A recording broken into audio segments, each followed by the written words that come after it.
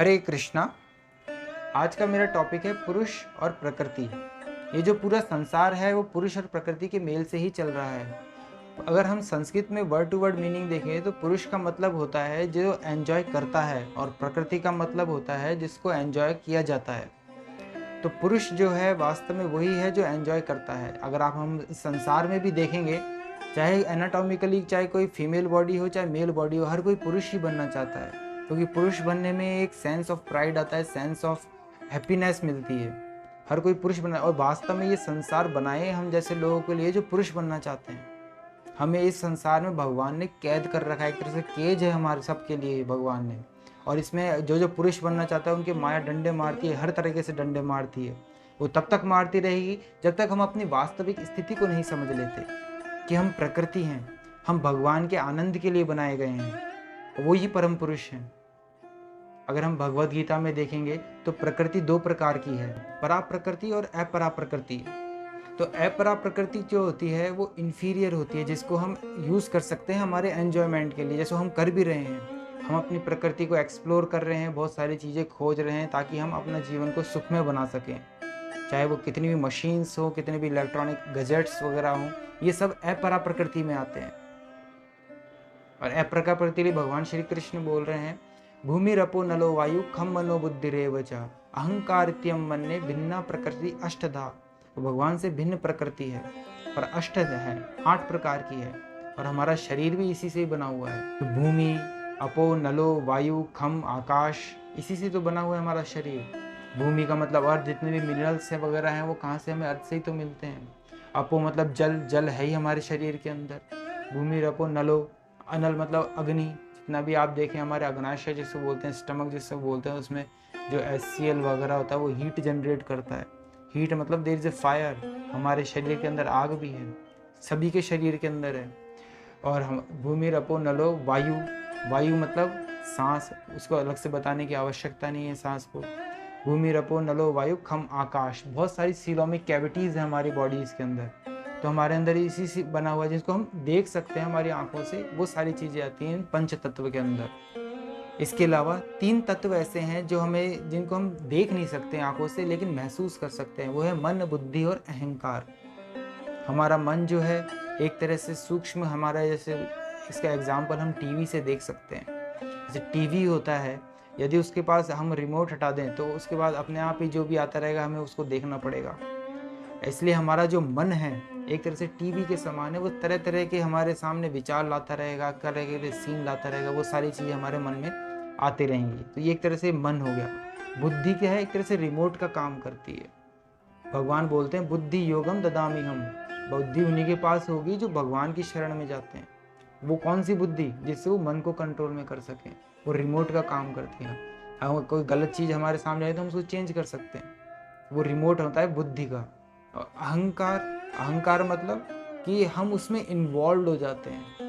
जैसे टीवी में चार मान लीजिए कोई मूवी चल रही है या कोई सीरियल आ रहा है, तो हम उसके अंदर इन्वॉल्व हो गए, वो अहंकार आता है। हम उसमें अब जो भी चल रहा होगा वो हमारे इमोशंस को अटैच करेगा, वो हमारे इमोशंस को अफेक्ट करेगा।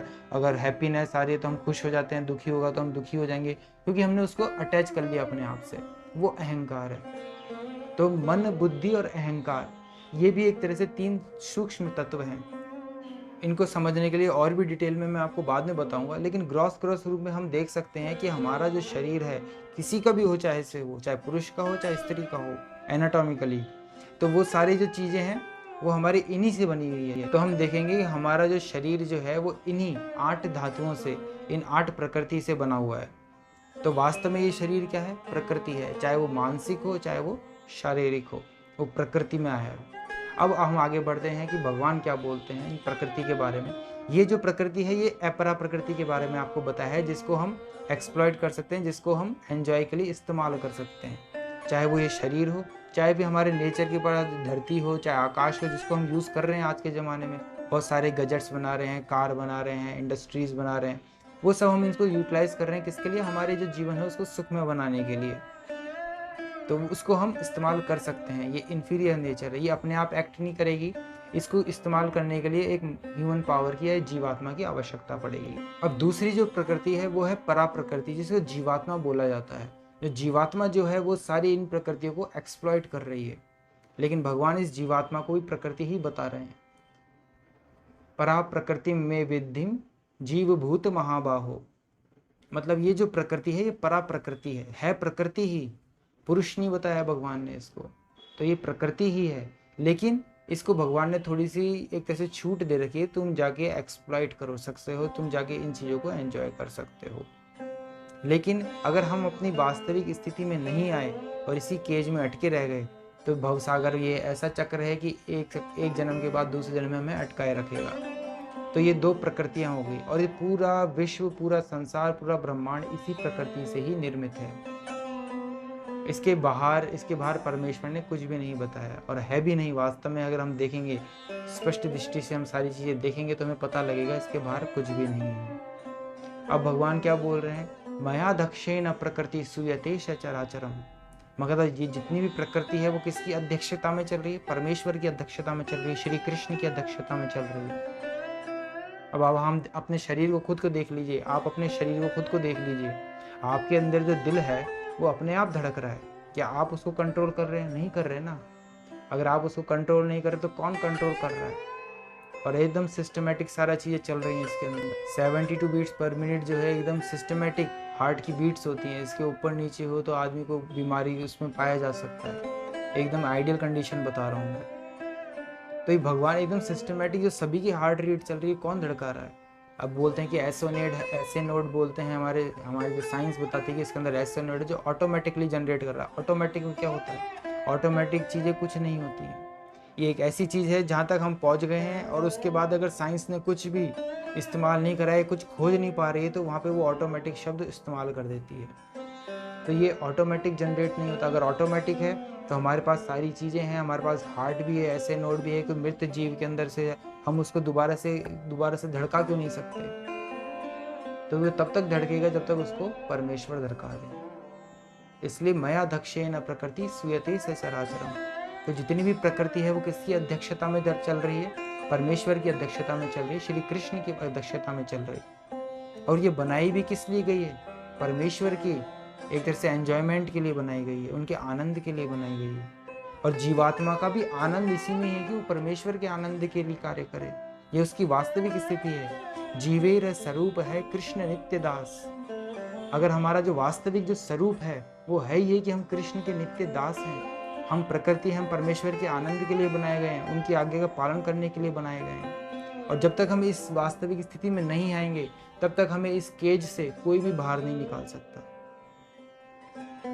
तो हमें अगर इस केज से बाहर निकलना है, इस सृष्टि से बाहर निकलना है, तो हमें परमेश्वर की अध्यक्षता को अपनाना पड़ेगा। हमें ये जानना पड़ेगा कि हम प्रकृति हैं, हम परमेश्वर के लिए बनाए गए हैं, परमेश्वर के आनंद के लिए बनाए गए हैं, और इसी में ही हमारा भी वास्तविक आनंद है।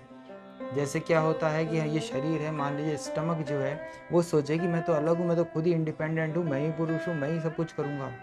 तो ये हाथ बोलेगा कि मैं ही सब कुछ हूँ, मैं कुछ नहीं करूँगा। लेकिन अगर हाथ और ये दोनों में कोऑपरेट नहीं करेंगे एक दूसरे को, तो क्या होगा? ये इसको मुख में भोजन नहीं डालेगा और पेट में भोजन नहीं जाएगा। तो यही सृष्टि में आज हमारी जो लड़ाइयाँ जो चल रही है वो इसी कारण से चल रही है, मैं पुरुष, मैं पुरुष। तो इस लड़ाई से अगर हमें बच सकते हैं तो हमें ये मानना पड़ेगा कि परम पुरुष जो हैं वो भगवान श्री कृष्ण हैं। और इसमें गलत भी क्या है और सत्य है ये एकदम। हमें भगवान से एटलीस्ट एनवियसनेस नहीं करनी चाहिए। अगर हम भगवान से भी एनवियसनेस कर रहे हैं, भगवान से भी कंपटीशन लगा बैठ रहे हैं कि हमारे से, तो भाई भगवान का डंडा ऐसा पड़ेगा कि सारे हमारा अहंकार चूर चूर हो जाएगा। थोड़ा इंतजार करिए। जो इस अहंकार में बैठे हुए हैं कि हमारा जो डंडा है परमेश्वर से भी बड़ा है। कोविड तो क्या है, भगवान की एक चुटकी भी नहीं है। भगवान बैठे बैठे बहुत कुछ कर सकते हैं। यदि हम इसी अहंकार में रहेंगे कि हम परमेश्वर से भी बड़े हैं, हम तो पुरुष ही बनेंगे, नहीं। हमें अपने वास्तविक जो है, अपने जो ये रैट रेस जो चल रही है, हमारी स्थिति देखिए हम कहाँ पे हैं। धरती जो है इस ब्रह्मांड में एक छोटे से कण के समान है और उसमें हम सब विद्यमान हैं। तो हम तिनके से भी छोटे हैं सारे के सारे, और हम परमेश्वर से अपने आप से कंपटीशन करने चले, परमेश्वर से आगे बढ़ने की कोशिश कर रहे हैं। तो हम वास्तव में मूर्ख कहलाएंगे और माया के डंडे खाते रहेंगे और इसी भद्द जीवन में, इसी भवसागर में बंधे रहेंगे, इसी केज में अटके रह जाएंगे। इसलिए हमें अपनी वास्तविक स्थिति को समझना चाहिए। और ये कैसे समझेंगे? ये तभी समझ पाएंगे जब हमारा जो चित्त है वो प्योर होगा, श्रवणादिशित चित्ते करे उदय।